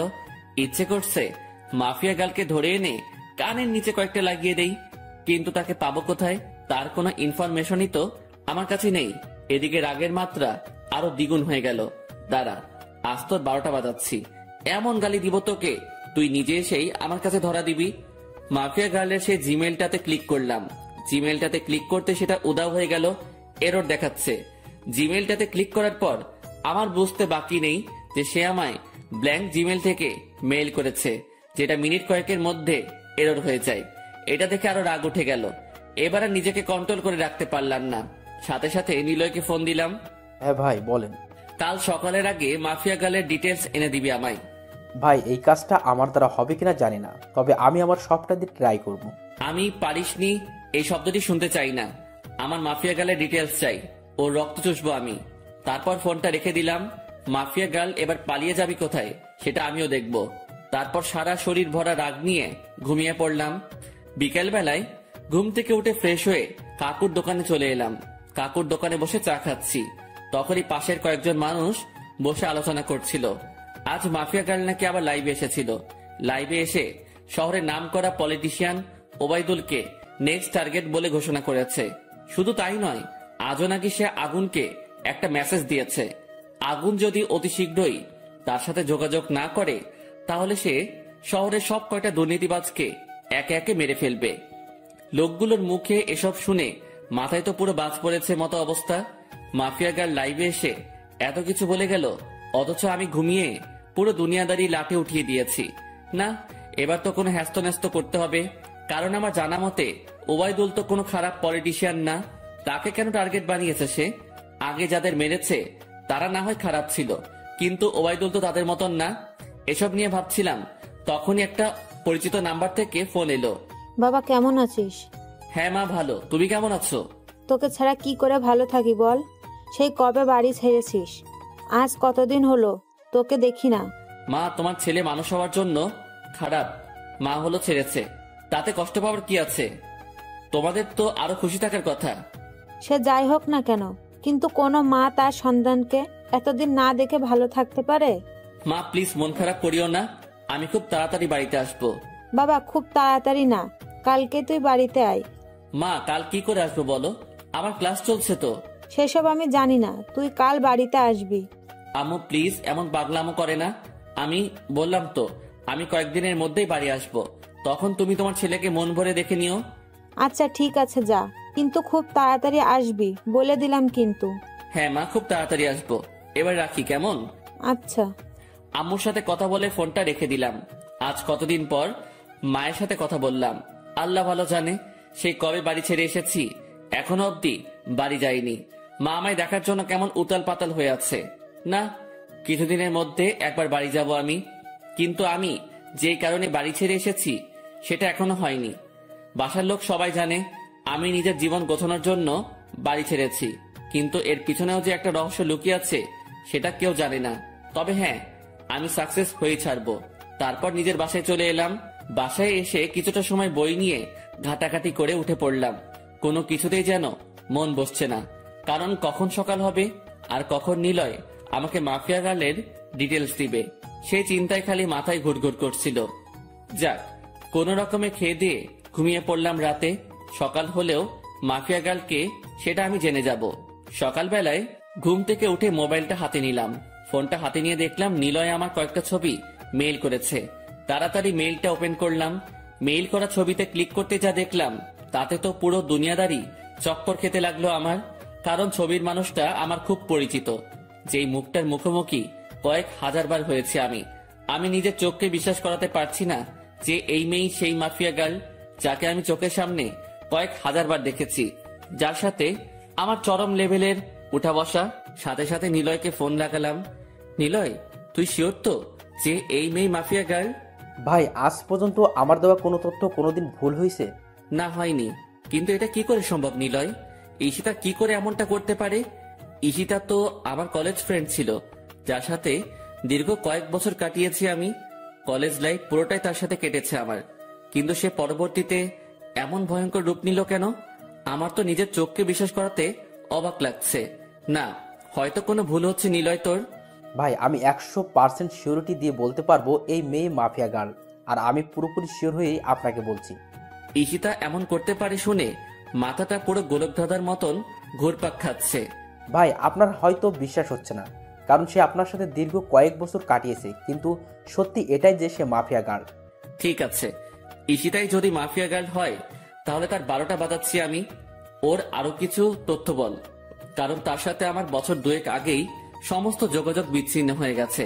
কারণ তারা বাসা পরিবর্তন করে অন্য কোথায় শিফট হয়ে গিয়েছে। এরপর আর কখনো যোগাযোগ হয়নি। ভাই এরপর আর কোনো তথ্যই আমি পাইনি, কারণ এই মেয়ে সব জায়গা থেকে তার ইনফরমেশন হটিয়ে নিয়েছে। তার থেকেও ভয়ঙ্কর একটা কাণ্ড করেছে সে। কি করেছে? ভাই এই মেয়ে প্লাস্টিক সার্জারি করে তার আগের চেহারা পরিবর্তন করে ফেলেছে। এই মেয়েকে এখন খুঁজে বের করা ইম্পসিবল আমার মতে। তবে আপনার দ্বারা হয়তো সেটা কষ্টের হবে না, কিন্তু ভাই মেয়ের মাথা ভয়ঙ্কর চাকর মতন চলাচল করে। গতকাল আপনি ফোন দেওয়ার পর আমি কম হলেও 50টার উপরে ছেলে লাগিয়েছি মাফিয়া গালের খোঁজ বের করার জন্য, কিন্তু অবশেষে সবাই খালি হাত ফিরেছে। কিন্তু একজন খালি তার কিছু ছবি কালেক্ট করেছে। তবে বর্তমান সময়ে সে দেখতে কেমন তার কোনো ছিটে ফোঁটা বা চিহ্ন খুঁজে পায়নি। আর হ্যাঁ ভাই, একটা কথা, এই মেয়ের নামের মতন তার কাজকর্মগুলো বেশ ভয়ঙ্কর। কারণ তার ইন্টারনেট ডাটাবেস আমি হ্যাক করে তথ্য বের করতে চেয়েছিলাম, কিন্তু কোনো মতে সেটা পসিবল হয় নাই। এই মেয়ে হ্যাকিংয়েরও মাস্টার। নীলার মুখ থেকে ঈশিতার এইরূপ কর্মকাণ্ডের কথা শুনে এবার আর জায়গায় স্থির থাকতে পারলাম না। নিলয় কি বলল ঈশিতার সম্পর্কে এগুলা? যেই মেয়ে কলেজ লাইফে থাকতে এতটা সাদাসিধা ছিল, তার মধ্যে কয়েক বছরের ব্যবধানে এতটা হিংস্রতা কি করে আসতে পারে? মাথায় তো কিছুই খেলছে না। আচ্ছা নিলয়, আমি ফোন রাখলাম, পরে কথা হবে তোর সাথে। আর শোন, মাফিয়া গার্লের খোঁজ চালু রাখিস। আচ্ছা ভাই। নিলয়ের সাথে কথা শেষ করে ঠাই সেই জায়গাটাতেই দাঁড়িয়ে আছি। আমার যেন নিজের কানকেই এখনো বিশ্বাস করাতে পারছি না যে ঈশিতাই বর্তমান জগতের সবচাইতে খাতারনাক মাফিয়া, যার ভয়ে বড় বড় নেতারা এখন আতঙ্কে আছে। 8 ঘন্টা নাগাদ একই জায়গায় দাঁড়িয়ে আছি। ঝাটকাটা মারাত্মক লেভেলের ছিল, তাই হয়তো এখনো ঘোর কেটে উঠতে পারিনি। অনেকটা সময় পর সেন্স ফিরে এলো। না, আমার এখন উতলা হলে চলবে না, আমাকে ঠান্ডা মাথায় কাজ নিতে হবে। এখন আগে নিজেকে শান্ত করি, পরে মাফিয়া গার্লকে নিয়ে ভাবা যাবে। ফ্রেশ হতে চলে গেলাম। একটু পর ফ্রেশ হয়ে বের হয়ে এসে নাস্তা করে কলেজের উদ্দেশ্যে রওনা হলাম। আজও শামীম কলেজে আসেনি। হারামিটার কি যে হয়েছে কে জানে। মাফিয়া গার্লের টেনশনে শামীমকে আর ফোন দেওয়া হয়নি। এদিকে রামিসাকেও দেখছি না। তোর না আসলো না আসুক, একসাথে এত টেনশন মাথায় বয়ে নিয়ে বেড়াতে পারবো না। আমি ক্লাসে চলে যাই। ক্লাসে চলে গেলাম। সেখানে গিয়ে দেখি রামিসা আগে থেকেই ক্লাসে এসে বসে আছে। আমি গিয়ে তার পাশের সিটে বসে পড়লাম। আকাশ, কি হয়েছে? তোমাকে এমন চিন্তিত দেখাচ্ছে কেন? কি হয়েছে কি? না, তেমন কিছু না। তেমন কিছু না বললে তো আর সমাধান হবে না। তোমার চেহারায় স্পষ্ট ফুটে উঠছে যে তুমি কিছু একটা নিয়ে বেশ চিন্তিত। কি হয়েছে বলো আমায়। নাকি আমার বিষয়টা নিয়ে টেনশন করছো? আমি তো বললাম ভেবে দেখবো। তাও কিসের চিন্তা? হ্যাঁ, আরে না রামিসা, সেসব কিছুই না। আমি এমনি বাসার ব্যাপার নিয়ে কিছুটা ঝামেলায় আছি, তাছাড়া কিছুই না। আরে তুমি টেনশন করিও না, সব ঠিক হয়ে যাবে। রামিসার কথার আর কোনো উত্তর দিলাম না। চুপচাপ বসে আছি। কারণ কি বা বলবো তাকে। আমার টেনশন যে অন্য জায়গায়, সেটা তো তাকে আর বলা যাচ্ছে না, তাই চুপচাপ থাকাই ভালো। এমন সময় স্যার ক্লাসে আসলো। স্যার এসে ক্লাস করাতে শুরু করলো। সেদিকে ফোকাস করলাম। ক্লাসটা শেষ করে বাসার দিকে রওনা দিয়েছি। পিছন থেকে রামিসা ডাক দিল, এই আকাশ, আজ এত তাড়াহুড়ো কোথায় যাচ্ছ? হ্যাঁ, আমার সাথে আজ কথা বলবে না বুঝি? আরে পাগল, সে সব কিছুই না, এমনি ভাবলাম বাসায় চলে যাই, তাই আর কি। বাহ, ভালোই তো। আমাকে ইগনোর করছো সেটা তো বেশ ভালোই বুঝছি আমি। রামিসা সত্যি সেসব কিছু না। তাহলে চলো ক্যান্টিনে বসে কফি খাবো। রামিসা আমায় জোর করে ক্যান্টিনে নিয়ে গেল। ক্যান্টিনে গিয়ে দুজন বসে বসে কফি খাচ্ছি। সে আমায় নানান কথা বলে হাসানোর চেষ্টা করছে, কিন্তু আমার ভিতরে তো দুনিয়ার সমস্ত টেনশন বিরাজ করছে। আকাশ, তুমি যদি এমন গাল ফুলিয়ে বসে থাকো তো কিন্তু খুব খারাপ হবে। সত্যিই কিন্তু আমি তোমাকে নিয়ে ভাববো না। এই না না, আমি আর গাল ফুলিয়ে বসে থাকবো না। তারপর নিজের অনিচ্ছা সত্ত্বেও রামিসার সাথে স্বাভাবিকভাবে কথা বলতে শুরু করলাম। আর সে আমাকে হাসানোর ট্রাই করছে। একটা সময় সত্যি হেসে দিলাম। মেয়েটার আসলে অসাধারণ গুণ আছে। এইভাবে অনেকটা সময় বসে দুজনে মিলে কথা বললাম। ভিতরে সমস্ত টেনশন দূর হয়ে গিয়েছে রামিসার সাথে কথা বলে। মনটা একদম ফ্রেশ এখন। তারপর দুজনেই উঠে পড়লাম ক্যান্টিন থেকে। অনেকটা সময় তো বসলাম, এবার বাসায় যাওয়া দরকার। আচ্ছা, তাহলে কাল আবার দেখা হচ্ছে আমাদের। হ্যাঁ। রামিসার সাথে কথা শেষ করে বাসার দিকে রওনা হলাম। অনেকটা শান্ত আছি এখন। না, এখন আর নিজেকে উত্তেজিত করা যাবে না। একদম শান্তভাবে কাজ বের করব এখন। তারপর বাসায় চলে গেলাম। বাসায় গিয়ে শান্ত মাথায় মাফিয়া গার্লের তালাশ করতে লাগলাম। কিন্তু ফলস্বরূপ কোনো কিছুই পেলাম না। বরাবরের মতোই জিরো আসলো ফল। তাও নিজেকে সামনে রাখলাম, আমি খোঁজ চালিয়ে যাব মাফিয়া গার্লের। এভাবে কেটে গেল আরো কয়েকটা দিন। একদিন দুপুর বেলায় খেয়ে দিয়ে শুয়ে শুয়ে টিভিতে খবর দেখছিলাম, তখনই আরেকটা ভয়ঙ্কর নিউজ দেখতে পেলাম। মাফিয়া গার্ল আরেকটা হেডলাইন রটিয়ে দিয়েছে। সে পলিটিশিয়ান ওবায়দুলের খেইল খতম করে দিয়েছে। সে পলিটিশিয়ান ওবায়দুলকে মেরে তার লাশ বাঁশডগার উপরে ঝুলিয়ে রেখেছে। এই ঘটনার পর প্রশাসন পুরোপুরি ফায়ার হয়ে গেছে মাফিয়া গার্লের উপরে। দেশের মানুষ সবাই জানে যে মাফিয়া গার্ল 2 নাম্বার মানুষদের খেইল খতম করছে। কিন্তু তারপরেও প্রশাসন তো আর চুপ থাকতে পারে না, কারণ সাজা দেওয়ার হলে দেশের প্রশাসন দিবে। দেশে আইন কানুন বলতেও অনেক কিছু রয়েছে, কেউ তো আর তার ঊর্ধ্বে যেতে পারে না। প্রশাসন পুরো হাত পা বেঁধে নেমেছে মাফিয়া গার্লকে খোঁজার জন্য। এবার হয়তো একটা হেস্তনেস্ত করেই ছাড়বে প্রশাসন, কিন্তু আমিও তো হাল ছাড়ার মানুষ না। প্রশাসন মাফিয়া গার্লকে খুঁজে বের করার আগে আমি তাকে খুঁজে বের করব, কারণ আমার তাকে আগে চাই। তাড়াতাড়ি নিলয়কে ফোন দিলাম আবার, সে হয়তো কোনো ক্লু দিতে পারবে আমায়। এতদিনে হয়তো কিছু হলেও হাতে এসেছে তার।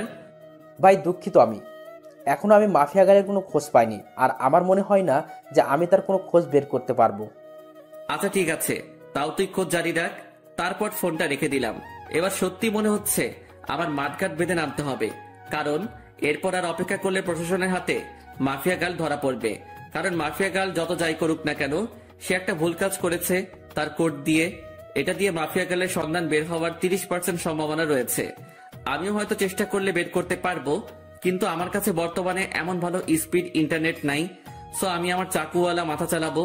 শান্ত মাথায় ভাবতে থাকলাম শুরু থেকে সবকিছু, আমার খোঁজ কতদূর গিয়েছে সবটাই আবার পুনরায় ভাবতে লাগলাম যে মাফিয়া গার্লের খোঁজ করায় কোনো দিকে কমতে রেখেছে কিনা, বা কোনো কিছু আমার থেকে ছুটেছে কিনা।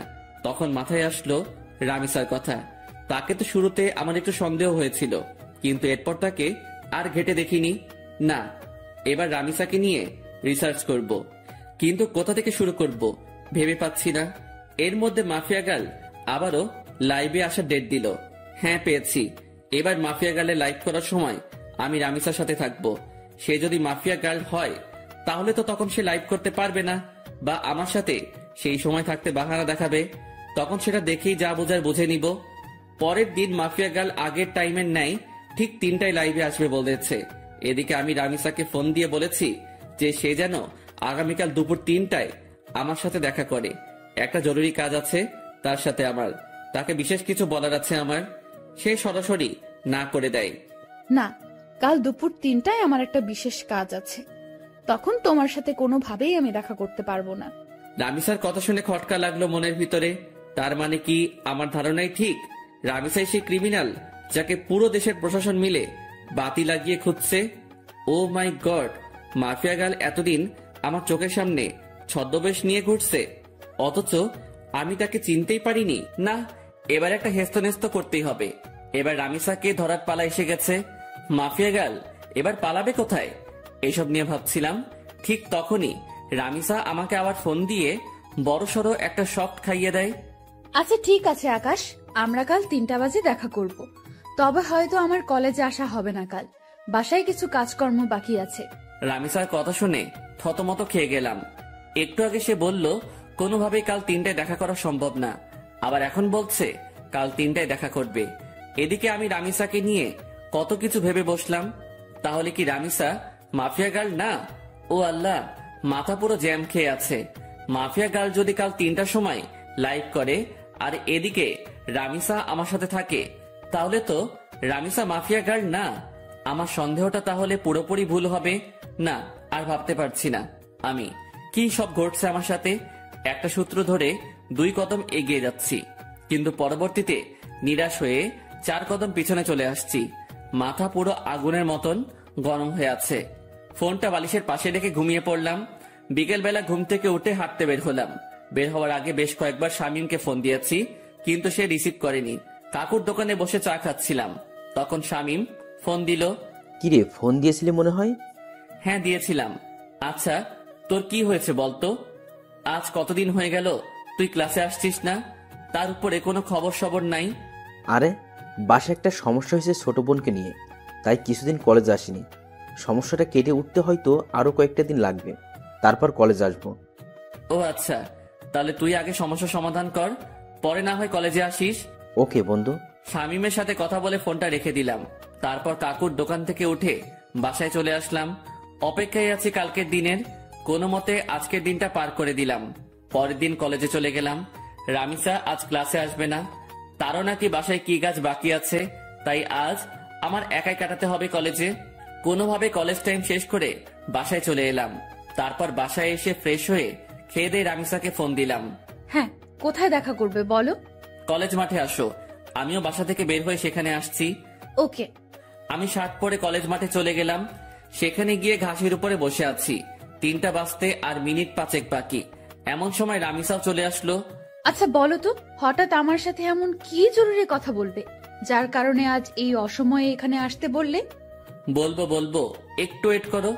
আমি বাসার থেকে আসার সময় রামিসাকে নিয়ে অনেক কিছু ভেবে এসেছি। কেন? এখন বললে কি হবে? আরে একটু বসো না, এত অস্থির হচ্ছ কেন? একটু পরেই বলবো। এখন আগে মাফিয়া গার্লে লাইভ দেখবো। 3টা বাজতে চলেছে। রামিসা আমার মুখে মাফিয়া গার্লের কথা শুনে চোখ পাকিয়ে তাকিয়ে আছে আমার দিকে। কি হলো, এভাবে চোখ পাকিয়ে তাকিয়ে আছো কেন? আকাশ, হঠাৎ তোমার মাফিয়া গার্লকে নিয়ে এত মাথা ব্যথা উঠলো কেন? আরে না, কিসের মাথা ব্যথা? মাফিয়া গার্ল আজ লাইভে আসবে বলেছে। সবাই তার লাইভ দেখার জন্য বসে আছে, তাই আমিও দেখবো বলে ভেবেছি। ও আচ্ছা, পাশে এসে বসো। দুজন মিলে মাফিয়া গার্লের লাইভ দেখি।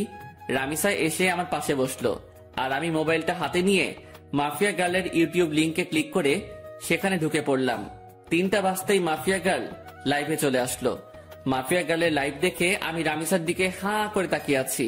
নিজের ভিতরে কেমন যেন একটা খারাপ লাগা কাজ করছে। আমি রামিসাকে নিয়ে কত কি না ভেবে ফেলেছিলাম, কিন্তু পরিশেষে সবটাই মিথ্যা প্রমাণ হলো। আর সত্যি যদি রামিসা মাফিয়া গার্ল হতো, তাহলে সে লাইভে আসতে পারতো না এই সময়ে। কারণ রামিসা আমার পাশে বসে আছে। সে একই সময় 2 জায়গায় 2 রকম কর্মকাণ্ড কি করে করবে? দেখ, নিজের উপরে চরম লেভেলের রাগ হচ্ছে। সিধা সাদা একটা মেয়েকে নিয়ে আমি কত বাজে ভাবনা করেছি। এই কি হলো, তোমার মন কোন দিকে? হ্যাঁ, তুমি না বললে মাফিয়া গার্লের লাইভ দেখবে? সে তো লাইভে এসে বকবক করছে, কিন্তু তোমার তো কোনো খবরই নাই। রামিসার ডাকে হুঁশ ফিরে আসলো। দেখবো তো। তারপর মাফিয়া গার্লের লাইভ দেখায় ফোকাস করলাম। সে তার ইন্ট্রোডাকশন নিয়েই যাচ্ছে। আমি আপনাদের আগেও বলেছি, এবারও বলছি, আমার কোনো খারাপ মাকসাদ নেই। আমার মূল মাকসাদ হচ্ছে যারা দেশের নাম বেচে বেচে খায় তাদের হাতে হারিকেন ধরিয়ে দেওয়া, আর আমি সেটাই করছি। শুধু তাই নয়, এবার দেশের মধ্যে যত কয়টা গ্যাংস্টার টিম আছে তাদের সব কয়টাকে আমি মৃত্যুর চৌকাঠে পৌঁছাইয়ে দিব। শান্তশিষ্টভাবে দেশ চলবে, কোনো ধরনের টিম আর থাকবে না। মাফিয়া খুফিয়া সব আমি ধুলোয় মিশিয়ে দিব। আর আগুন, আপনার মুখোমুখি হওয়ার ইচ্ছা আমার বহুদিন আগে থেকেই, অনেক আগ থেকেই শুনে এসেছি আগুনের নাম। যেই আগুন নাকি সত্যি এক সময়ের খতরনাক খিলাড়ি ছিল, যার নাম শুনলে এখনো নাকি অনেকের প্যান্ট ঢিলা হয়ে যায়। আমি চাই আপনার মুখোমুখি হতে, আমি চাই মানুষরূপী আগুনটাকে নিজের চোখে দেখতে। সো আপনি আমার মনের খয়াসটা পূরণ করে দিন। না হয় আমার যদি আপনাকে খুঁজে বের করতে হয়, সেদিন কিন্তু বাঘে সিংহের লড়াই হয়ে যাবে। সেদিন কিন্তু নিজের ক্রোধকে দমিয়ে রাখতে পারবো না। সেদিন নির্ঘাত আপনি আমার হাতে মারা পড়বেন। এটা কোনো হুমকি না, তবে হুমকির চাইতেও কম না। আপনি হতে পারেন এক সময়ের সর্বসেরা খিলাড়ি, কিন্তু মাথায় রাখবেন বর্তমান সময়ের নাম করা মাফিয়া গার্ল আমি। সো ভালোই ভালোই আপনার দর্শন করিয়ে দিন। এবারের মতন লাইফ সমাপ্ত করলাম। তারপর মাফিয়া গার্ল লাইভ কেটে চলে গেল, কিন্তু আমার মাথায় তো পুরো দাউ দাউ করে আগুন জ্বলতে শুরু করলো মাফিয়া গার্লের কথা শুনে। সত্যি, এখন যদি মাফিয়া গার্লকে চোখের সামনে পেতাম, তাহলে হয়তো তার মন্ডিটা আলাদা করে ফেলতাম। রাগে নাক কান দিয়ে ধোয়া বের হচ্ছে। আই আকাশ, কি হলো তোমার? তোমার চেহারার 12টা বেজে আছে কেন? আরে না, তেমন কিছুই না। আচ্ছা ঠিক আছে, কিন্তু প্লিজ আমায় জরুরি কি কথা বলতে ডেকেছো সেটা প্লিজ বলো। আমার তাড়াতাড়ি বাসায় যেতে হবে। রামিসার কথা শুনে বিপাকে পড়ে গেলাম। আল্লাহ, এখন রামিসাকে কি বলবো আমি? কারণ তাকে তো পরীক্ষা করার জন্য ডেকেছিলাম, কিন্তু সে তো পরীক্ষায় পাশ করেছে, আর আমার ধারণা মিথ্যা প্রমাণ হয়েছে। কি হলো, কথা বলছো না যে? আসলে রামিসা, তোমায় ডেকেছিলাম কেন জানি বলে মাথায় চুলকাতে শুরু করলাম। হ্যাঁ, কেন বলো? আসলে রামিসা প্লিজ, আমি তোমায় অনেক বেশি ভালোবাসি। তোমায় ছাড়া আমার থাকতে কষ্ট হয়। প্লিজ তুমি আমায় অ্যাকসেপ্ট করে নাও এখনই। আমার আর থাকতে ইচ্ছে করে না একা একা। গটগট করে বানিয়ে বানিয়ে অনেকখানি কথা বলে দিলাম। বানিয়ে বানিয়ে বলতে কথাগুলো সত্য, কারণ আসার সময় ভেবে এসেছিলাম যে রামিসা যদি মাফিয়া গার্ল না হয় তাহলে তার হাত আমি শক্ত করে সারা জীবনের জন্য ধরে বসবো। আকাশ, এটা বলতে তুমি আমাকে এখানে ডেকেছো? হ্যাঁ। আমি না তোমায় বললাম যে আমার সময় চাই? আমার মন সাড়া দিলে আমি তোমায় বলবো। প্লিজ রামিসা, এখন রাজি হয়ে যাও, সময় টময় নিও না আর। তুমি বোঝো না কেন আমার খুব কষ্ট হয় তোমাকে ছাড়া। আমার তোমাকে চাই, প্লিজ রাজি হয়ে যাও না, প্লিজ প্লিজ প্লিজ। আচ্ছা আচ্ছা থামো, যাও, রাজি হব, কিন্তু তার আগে তোমাকে আমায় একটা কথা দিতে হবে। কি কথা? যত যাই হোক না কেন, কোনো দিন তুমি আমার হাত ছাড়তে পারবে না, কোনো দিন তুমি আমায় ভুল বুঝতে পারবে না। সব সময় আমার পাশে ছায়ার মতন থাকতে হবে তোমাকে। যত বিপদ আপদে আসুক না কেন, আমাকে কখনো একা লড়াই করার জন্য ছাড়তে পারবে না তুমি। তুমিও আমার সাথে সেই লড়াইয়ে সামিল হবে। পারবা এসব কথা রাখতে? রামিসা, আমি তোমার সব কথা রাখতে পারবো। নিজের জীবনে সবটুকু দিয়ে তোমায় আমি আগলে রাখবো। দুনিয়ার কোনো শক্তি আমার থেকে তোমাকে আলাদা করতে পারবে না। আমি আমার সবটা দিয়ে তোমায় রক্ষা করব। কোনো বিপদ আসলে তোমাকেও লাগবে না, তার মোকাবেলা আমি আকাশ একাই করব। কথা দিলাম তোমায়। এমন একটা মানুষই চেয়েছিলাম আমি জীবনে। প্লিজ তুমি আমায় কখনো ছেড়ে যেও না। না, কলিজা ছেড়ে যাব না বলে রামিসাকে নিজের বুকে টেনে নিলাম। আর একটা কথা, প্লিজ আকাশ, তুমি আমায় জীবনের সমস্ত অন্ধকার দূর করে দিয়ে আলোয় ভরিয়ে দিও। হ্যাঁ কলিজা, সব অন্ধকার দূর করে দিয়ে তোমার জীবন আলোয় ভরিয়ে দিব আমি। রামিসা আর কোনো কথা বলল না, সে আমার বুকে চুপচাপ পড়ে আছে। অনেকটা সময় দুজন এভাবে ঘাসের উপরে বসেছিলাম আমরা, তারপর সেখান থেকে উঠে এলাম। আকাশ, আমার তাড়াতাড়ি বাসায় যেতে হবে। আচ্ছা চলো, তোমায় ছেড়ে দিয়ে আসি। না, তা লাগবে না, তুমি বাসায় চলে যাও, আমি একা একা যেতে পারবো। আচ্ছা ঠিক আছে। তারপর রামিসাকে গাড়িতে তুলে দিয়ে আমি বাসায় চলে এলাম। খুব খুশি লাগছে আজকে। বাসায় এসে হাত মুখ ধুয়ে কিছু খেয়ে নিলাম, তারপর ফোনটা হাতে নিয়ে শুয়ে শুয়ে ফেসবুকিং করছি। তখনই লক্ষ্য করলাম কেউ একজন আবারও আমার ফেসবুক আইডি হ্যাক করার চেষ্টা করছে। আমি শিওর যে এটা মাফিয়া গার্লের কাজ। মেজাজটা আবারও বিগড়ে গেল। এই মাফিয়া গার্লকে পেলে যে আমি কি করব তা আল্লাহ ভালো জানে, কিন্তু দুঃখের বিষয় তাকে তো আমি ধরতেই পারছি না। তখন একটা বুদ্ধি মাথায় আসলো, সাথে সাথে ফেসবুক থেকে সমস্ত সিকিউরিটি হাটিয়ে ফেললাম আমার। এবার আমি মন থেকে চাইছি যে মাফিয়া গার্ল আমার আইডি হ্যাক করুক, কারণ গতবার যখন মাফিয়া গার্ল আমার আইডি হ্যাক করে তখন তার থেকে আমি আইডি উদ্ধার করার সময় একটা জিনিস লক্ষ্য করেছিলাম, যে লগিং এন্ড সিকিউরিটিতে ব্রাউজারের লোকেশন এক একবার এক এক জায়গায় দেখাচ্ছিল। কতক্ষণ ফিনল্যান্ড, কতক্ষণ সুইজারল্যান্ড, কতক্ষণ ফিলিস্তিন, মোট কথা সেকেন্ড 2 বার তার লোকেশন পরিবর্তন হচ্ছিল। কিন্তু তখন আমি একটা বোকামো করেছিলাম। আমি চাইলে তখনই তার লোকেশন বের করতে পারতাম, কারণ যে ভিপিএন দিয়ে সে তার লোকেশন পরিবর্তন করছে সেটা এক সময় গিয়ে তার অরিজিনাল লোকেশন দেখায়। আর সে যেহেতু বাংলাদেশের, সেখানে একবার হলেও বাংলাদেশের লোকেশন দেখাবে। হ্যাঁ, এবার এই সুযোগটাই কাজে লাগবো।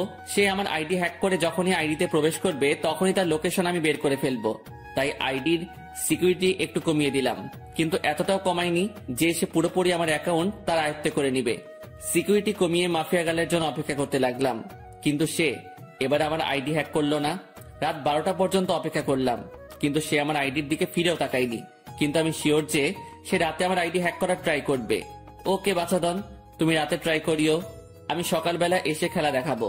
এখন ঘুমাতে চললাম, তারপর মোবাইলটা বালিশের পাশে রেখে ঘুমিয়ে পড়লাম। সকালবেলা ঘুম থেকে উঠে মোবাইলটা হাতে নিয়ে দেখি মাফিয়া গার্ল আমার আইডি হ্যাক করে নিয়েছে।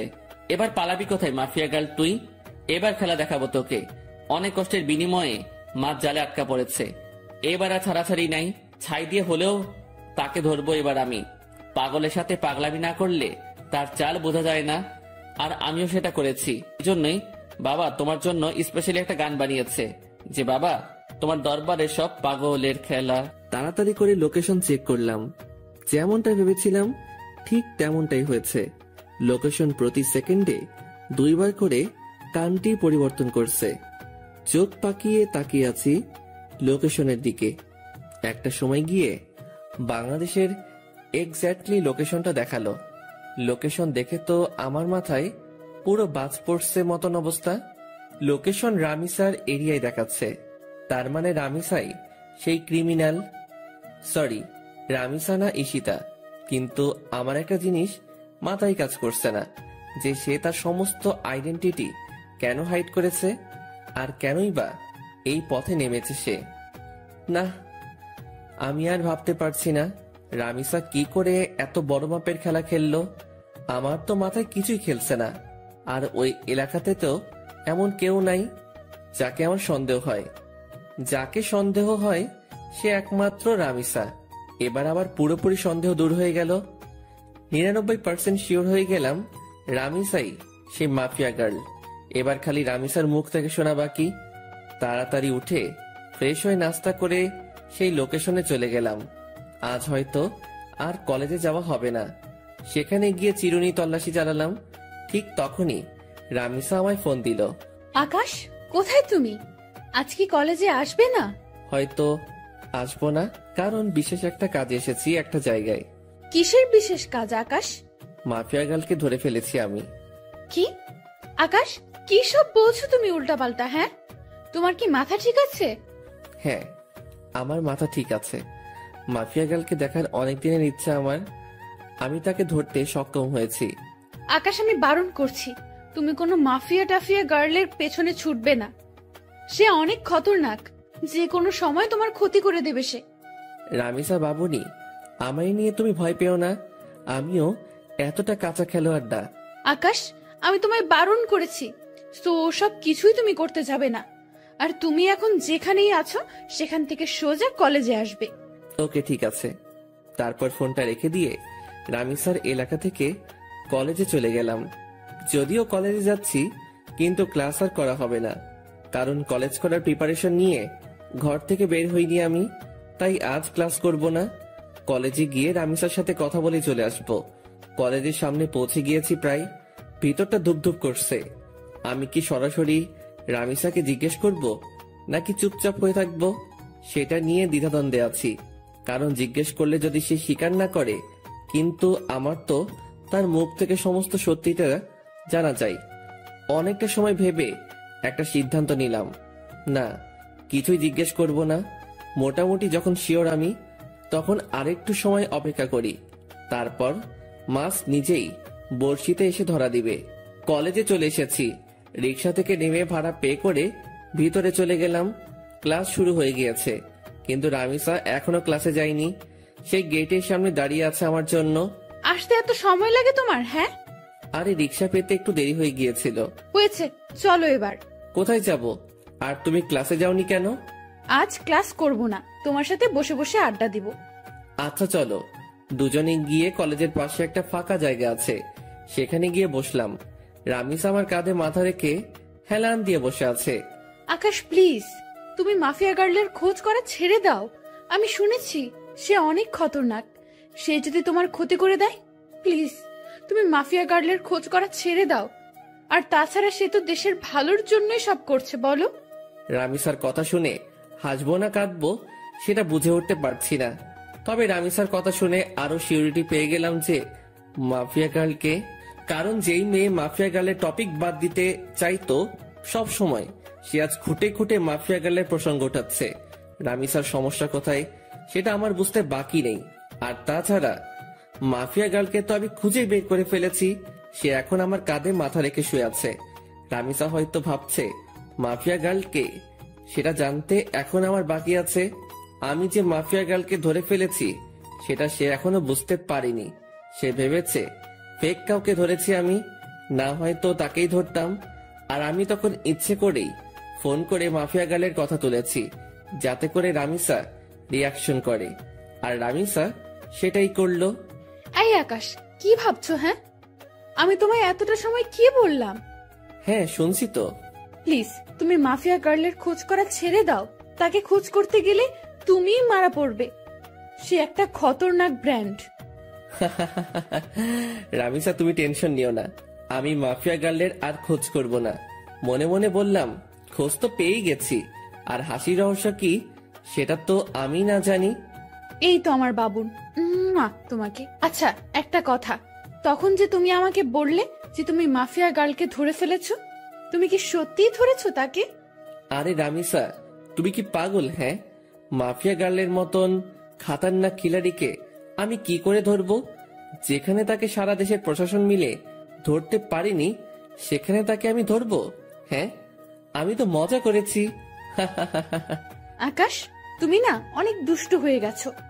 সে আজ নতুন না, আগ থেকেই দুষ্ট আমি। আমার কথা শুনে রামিসা ফিক করে হেসে দিল। রামিসার চেহারার 12টা বেজেছিল এতটা সময়, কিন্তু এখন হুট করেই আমার কথা শুনে তার চেহারায় হাসি রেখা ফুটে উঠেছে। কারণ সে ভেবেছে সত্যি হয়তো মাফিয়া গার্লকে, সেটা আমি জেনে গেছি। কিন্তু এখন আমার কথা শুনে বুঝেছে যে আমি মজা করেছি। তবে সত্যিটা কিন্তু ভিন্ন। মাফিয়া গার্লের তালাশ আমি পেয়ে গেছি। দেখো, আবারও চুপচাপ হয়ে গেছে ছেলেটা। এই, তোমার কি হয় হ্যাঁ মাঝে মাঝে? আরে না, তেমন কিছু না। তেমন কিছু না হলেই ভালো। আচ্ছা আকাশ, একটা কথা বলো তো, আমাদের ফিউচার নিয়ে কিছু ভেবেছো তুমি? হ্যাঁ, অনেক কিছু ভেবেছি আমি। পড়ালেখা শেষ হলেই আমরা বিয়ে করে নিব। Love you Akash. Love you too Ishita. এই এই, কি বললো তুমি? না না, কিছু না। ঈশিতা নামটা শুনতেই রামিসা চমকে উঠল।